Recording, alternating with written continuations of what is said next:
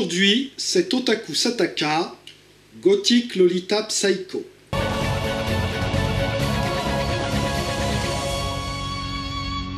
Minasan konnichiwa, perfetti Guillaume des.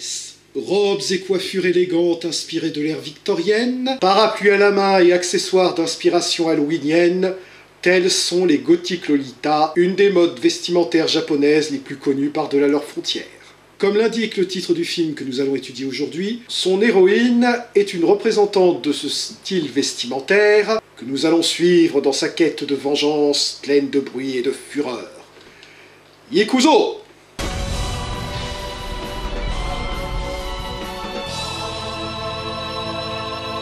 Alors pour commencer, j'espère que vous aimez les nouilles, parce que les 2 ou 3 premières minutes du film sont consacrées à un type en train de manger des nouilles. Ce cerbère pastafage garde l'entrée d'un club décadent où la fête bat son plein.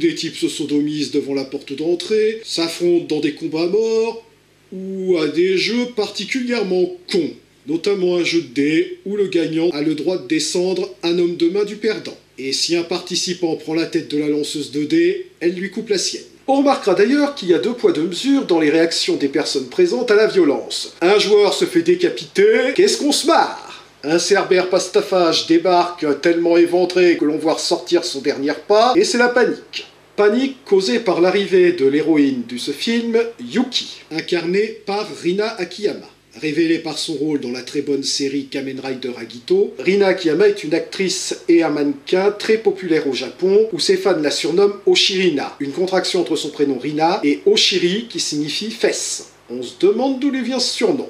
D'ailleurs, Minami Tsukui, qui joue le rôle de la lanceuse de dés Sakie, a elle aussi joué dans une série de Kamen Rider Gaim pour être plus précis. Estimant que le film n'est pas assez grand pour 2 Kamen Rider Girls, Yuki et Sakie s'affrontent dans un combat à mort qui se termine par la décapitation de Sakie. Chacun son tour. Grâce aux nombreux flashbacks qui émaillent ce film, on apprendra les raisons pour lesquelles Yuki se livre à ce carnage. Il y a quelques années, alors qu'elle célébrait son anniversaire en compagnie de ses parents, un groupe de 5 personnes, dont faisait partie Sakie, a fait irruption, non pour jouer les piques-assiettes en grappillant 1 ou 2 parts de gâteau, mais pour assassiner sa mère, blessant au passage gravement son père, qui restera paralysé. On notera que le réalisateur joue la carte du contraste, avec ses flashbacks où le blanc domine, qui tranche avec l'ambiance beaucoup plus dark des scènes se déroulant dans le présent. Enfin, quand je dis présent, le film est plutôt censé se dérouler dans un futur proche. D'ailleurs, James Sobar avait utilisé un contraste similaire dans sa célèbre bande dessinée The Crow. Des années plus tard, Yuki s'est donc lancé dans une quête de vengeance, traquant et éliminant les responsables de la mort de sa mère à l'aide de parapluies piégés que n'aurait pas renié Oswald Cobblepot, et que lui fabrique son père Jiro, qui est resté paralysé depuis cette agression. Cette paralysie est d'ailleurs une bonne idée du scénariste, puisqu'elle permet de justifier que ce ne soit pas Jiro qui accomplisse cette vengeance à la place de sa fille. Yuki porte d'ailleurs sur elle 5 cartes à l'effigie de ses futures victimes, cartes qu'elle détruit sitôt sa cible est exécutée. On peut donc dire que Yuki abat ses cartes! Une influence assez évidente du scénariste est le manga Shurayuki Hime, Lady Snowblood en version française, de Kazuo Koike et Kazuo Kamimura, publié en 1972 et plusieurs fois adapté au cinéma. Par décence, on ne s'attardera pas trop sur la version de 2001. En effet, dans les 2 cas, l'héroïne se prénomme Yuki, cherche à venger ses parents, et son arme de prédilection est une épée dissimulée dans un parapluie. Sa cible suivante est Yuri Gerao, dont le nom est un clin d'œil évident à Yuri Geller, célèbre charlatan dont la spécialité était de tordre des cuillères par la pensée.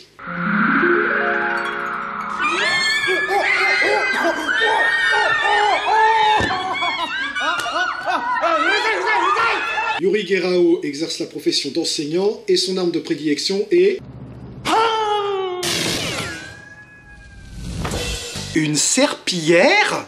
Eh, notez, un combat entre lui et Honoka, ça aurait de la gueule. Yuri Grao affronte Yuki en se livrant à un véritable balai aérien, tandis que Yuki utilise son parapluie pour se protéger de la pluie de coups qui s'abat sur elle. J'en profite pour faire remarquer que les scènes de combat du film sont très réussies, et même si on se doute que Rina Akiyama n'a pas assuré elle-même les scènes de combat, sa doublure passe inaperçue. Quant à Yuri Grao, ses cascades sont assurées par un mannequin en mousse du plus bel effet.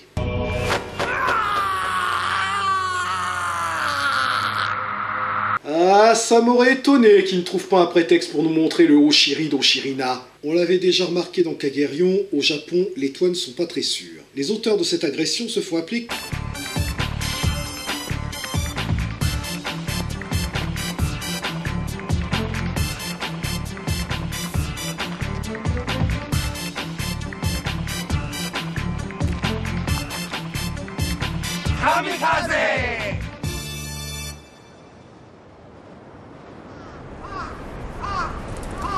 Et leur victime est un certain Nightwatch. Heureusement pour lui, ses agresseurs sont rapidement mis en fuite par Yuki, à l'issue d'un des combats les plus drôles du film d'ailleurs.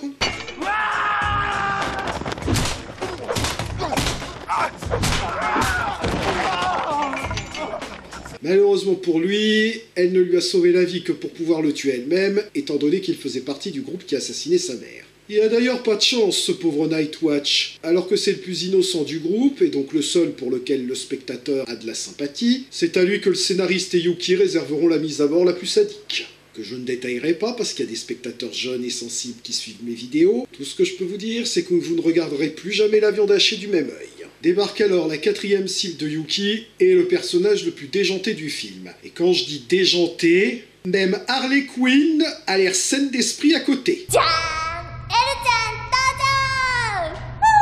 Une femme borgne qui s'appelle Elle. On n'a pas déjà vu ça quelque part? Et en effet, Lady L, c'est Elle Driver à qui on aurait greffé la personnalité de Gogo Yubari. En même temps, on a vu que Gothic Lolita Psycho s'inspirait beaucoup de Lady Snowblood. Et Quentin Tarantino n'a jamais caché que Lady Snowblood était une des inspirations de Kill Bill.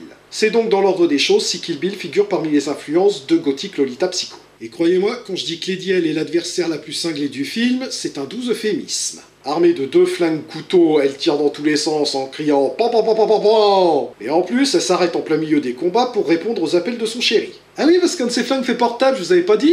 Et puisqu'on est parti à faire n'importe quoi, son autre flingue fait boomerang. C'est très pratique au combat d'ailleurs. Ajoutez à ça qu'elle est pratiquement increvable. Même avec la nuque pétée, elle se relève en rigolant. Et même criblée de balles... Tiens d'ailleurs, il y a combien de balles dans ce parapluie? Au point d'être réduite à l'état de squelette, elle continue à rigoler. Sauf qu'évidemment, un squelette qui rigole, ça ne fait pas... mais plutôt... Il ne reste plus qu'une seule personne à abattre pour que la vengeance de Yuki soit complète. Sa dernière cible est Masato. Si sa tête vous dit quelque chose, c'est parce qu'on l'avait déjà croisé dans la série Sangin Ginko Mami. D'ailleurs, ce n'est pas la première fois que Rina Akiyama et cet acteur sont réunis, puisqu'ils avaient déjà joué ensemble dans une autre série, où leurs personnages avaient des relations un peu plus amicales, mais pas trop. En effet, dans cette série, il est fou amoureux de Hitomi, qui est joué par Rina Akiyama, mais un running gag de la série est qu'à chaque fois qu'il accepte de lui rendre service, c'est un piège, il finit arrêté par les flics qui le prennent pour un voleur, un kidnappeur, ou Dieu sait quoi encore. Non mais regardez-moi le sourire de cette petite horreur! Mais revenons à Gothic Lolita Psycho et au combat final opposant Yuki à Masato. Masato a cependant une petite surprise pour Yuki. Stop! Attendez, j'ai un petit problème avec ça. En fait, c'est surtout à cause du montage, parce que la façon dont le film a été monté, on a l'impression que Yuki rejoint Masato immédiatement après avoir quitté son père. Du coup, on voit pas trop comment Masato a eu le temps d'aller enlever son père, de le ramener et de l'attacher à cette guillotine. Mais bon, je vais pas vraiment lister ça comme une incohérence du scénario, puisque comme je l'ai dit, c'est plutôt un problème de montage qui donne l'impression que les deux scènes s'enchaînent, alors qu'il est tout à fait possible qu'il soit écoulé, mettons, 1 heure entre les deux. Et comme disent les marionnettes moches, on va jouer à un jeu.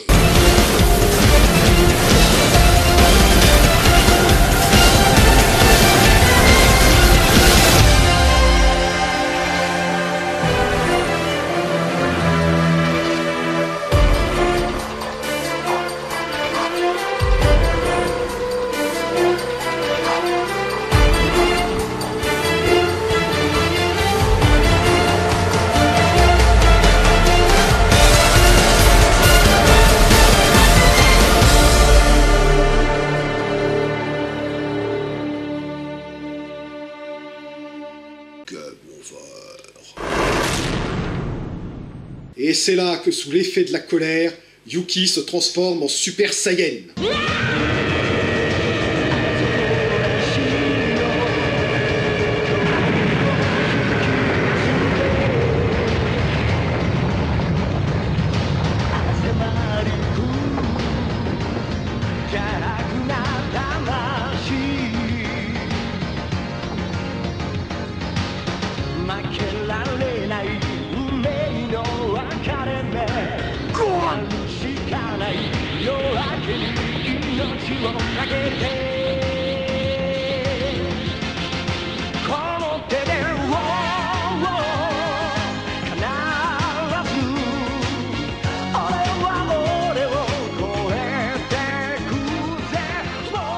Ah non, en hybride d'humain et de démon, mais c'est pas mal aussi. Et pour l'affronter, Masato se transforme en Monkey D. Luffy.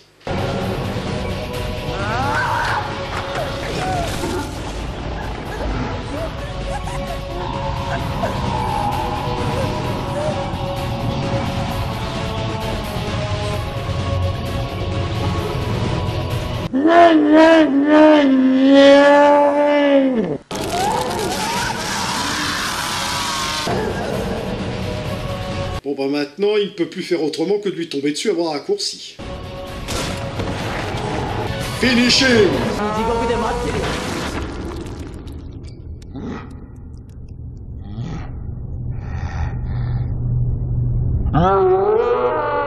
Yuki wins.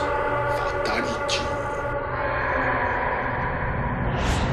Et le bras retombe enfin au sol après être resté plus d'1 minute en l'air. Après la traditionnelle scène où les fantômes des parents de Yuki viennent rendre une dernière visite posthume à leur fille, le film se termine sur une scène d'affrontement qui nous fait comprendre que même si elle a vengé la mort de ses parents, sa nature de mi-humaine, mi-démon fait que la vie de combat de Yuki ne fait que commencer. C'était donc Gothic Lolita Psycho, un très bon film de vengeance qui mélange habilement plusieurs genres, l'action, l'humour, le fantastique. Les combats déchirent et sont très variés dans leur déroulement, évitant ainsi le piège de la répétitivité, alternant entre le sérieux et le burlesque, entre des adversaires dont l'héroïne ne fait qu'une bouchée et d'autres qui lui posent nettement plus de difficultés. Les 5 adversaires principaux sont typés et charismatiques, chacun possédant ses propres capacités et techniques de combat. Les affrontements sont tellement gore qu'on se croirait dans un film de Paul Verhoeven, mais c'est un gore tellement outrancier qu'il en devient presque burlesque. À plus forte raison quand il rajoute des bruitages cartoon par-dessus.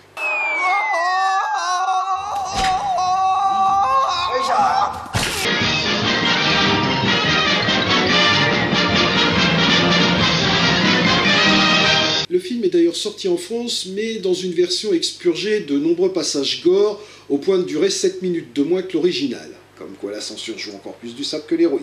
L'héroïne bénéficie d'un costume absolument magnifique, même si son côté pratique au combat n'est pas très évident. D'ailleurs, les plus observateurs remarqueront que dans les combats, ses talons ont tendance à disparaître. Et puis, il y a évidemment l'interprétation de Rina Akiyama, excellente dans un rôle plus complexe qu'il n'y paraît, et qui parvient à camper un personnage principal que son statut de tueuse impitoyable assoiffée de vengeance n'empêche pas de s'avérer parfois réellement touchante. Niveau bonus, on est également très gâté. Déjà, rien que sur le DVD, on a droit à un making-of, aux répétitions des scènes de combat, à un petit film dans lequel Rina Akiyama joue les touristes dans son costume de Gothic Lolita, et même aux 2 bandes-annonces du film, puisqu'il avait eu droit à 2 bandes-annonces. La première sérieuse, et l'autre beaucoup plus déjantée. Ça, c'est pour les bonus du film, mais on a aussi droit à un petit livret en bonus, dans lequel on peut trouver des photos du film, mais aussi quelques strips humoristiques inspirés de certaines scènes du film. D'ailleurs, je trouve que le personnage de cette scène, dans sa version dessinée, ressemble un peu à Sarkozy, non? Gothic Lolita Psycho est donc un film chaudement recommandé aux amateurs d'action et de films déjantés. Jané!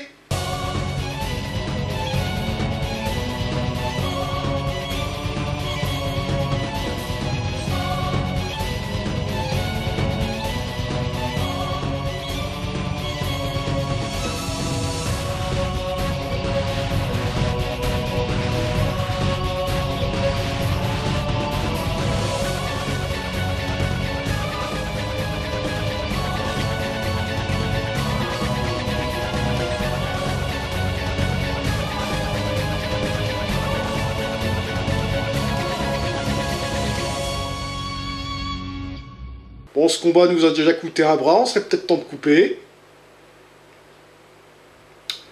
Ce calembour était particulièrement mauvais.